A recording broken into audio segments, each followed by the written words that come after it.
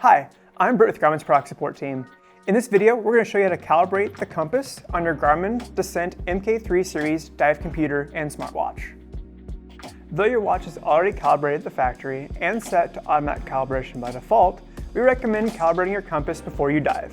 This is important if you experience irregular compass behavior, such as moving long distances or extreme temperature changes. First thing we need to make sure is we're in a wide open space.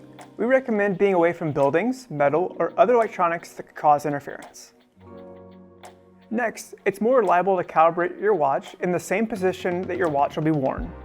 If you're getting ready to dive, try to calibrate with all your equipment on. Now, ensure the watch is securely fastened to the wrist that you typically wear it. There are a few methods to access the calibration screen. One way is in the Dive Pre-Check or in the Glance menu.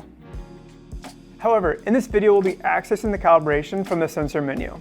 To open the settings menu, start by pressing and holding the up button. Using the down button, navigate to the sensors and accessories. Press the Start/Stop button to select it. Once in the Sensors and Accessories menu, select Compass and then select Calibrate. Your watch will ask you if you want to complete a full calibration or a quick calibration. A full calibration provides you with a better accuracy for diving by giving you a deep calibration by rotating the watch throughout all orientations, while a quick calibration works great for all other activities and use cases. For this video, we'll be selecting full calibration. The next screen will provide details on successfully completing the full calibration. When ready, select the checkmark.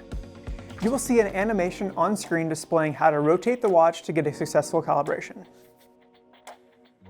Next, we'll complete 3 motions.